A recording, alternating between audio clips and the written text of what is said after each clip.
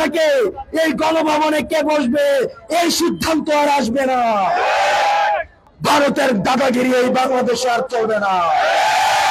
ভারতের দিল্লি থেকে ঢাকার মস্তক নির্ধারিত হবে না। পরবর্তীতে বাংলাদেশের যারা শাসন ক্ষমতায় আসবে তারা দিল্লিমুখী না হয়ে, ভারতমুখী না হয়ে আপনারা জনতামুখী হন। যারা দিল্লিমুখী হয়েছে তাদেরকে আমরা ৪৫ মিনিটের মধ্যে সীমান্তের ওপারে পাঠিয়ে দিয়েছি। সুতরাং যারা আবার দিল্লিমুখী হচ্ছেন, ভারতমুখী হচ্ছেন, আপনারা নিকট অতীত ভুলে যাইয়েন না। মানুষের কাছে ফিরে আসেন, মানুষের কথা শুনেন, জন আকাঙ্ক্ষা বাস্তবায়ন করেন। আপনাদের সাথে দেখা হবে লড়াইয়ের সংগ্রামে।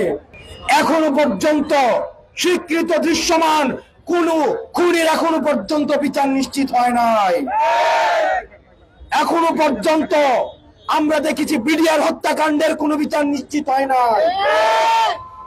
যেই দাড়ি টুপিওয়ালা ভাইদেরকে শাপলা হত্যাকাণ্ডে বুকের উপর পিস্তল ঠেকিয়ে খুনি হাসিনা যাদেরকে হত্যা করেছে সে সবার একটারও বিচার নিশ্চিত হয় না।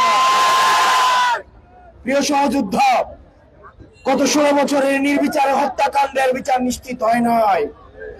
দ্রব্যমূল্যের ঊর্ধ্বগতি, আমরা মানুষের সাথে কথা বলছি, তেলের দাম, চালের দাম আজকে আকাশ ছোঁয়া। চাঁদাবাজ আমরা আজকে শুধুমাত্র এক্সকিউজ শুনছি। এই বিপ্লব থেকে আমরা কি পেয়েছি?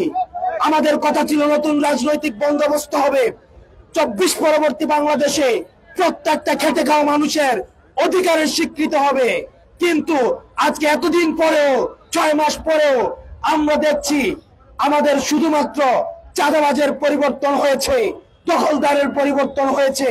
পোস্টারের জায়গায় নতুন পোস্টার আসছে, সিএনজি স্ট্যান্ডগুলোকে দখল করা হচ্ছে, মার্কেটগুলোকে দখল করা হচ্ছে। এই বিপ্লব থেকে আমরা কি পেয়েছি?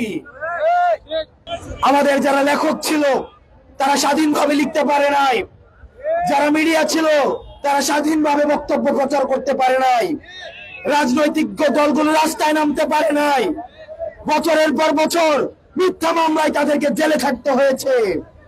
বাংলাদেশে ক্রিয়াশীল যতগুলো রাজনৈতিক দল রয়েছে, ফ্যাসিবাদ বিরোধী যতগুলো রাজনৈতিক দলগুলো রয়েছে, তাদের নেতা কর্মীদেরকে বছরের পর বছর জেলে ভরে রাখা হয়েছে।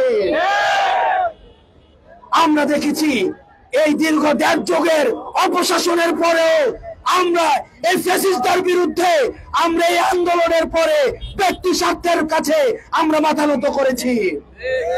আমরা ব্যক্তি স্বার্থের কাছে মাথা নত করে আমরা জাতীয় স্বার্থকে উপেক্ষা করছি। আমরা যেখানে সংস্কারের কথা ছিল, আমরা ব্যক্তি স্বার্থকে বিসর্জন দিয়ে যেখানে হওয়ার কথা ছিল সংস্কার, সেখানে আমরা সবাই দখলের মধ্যে আমরা মেতে উঠেছি।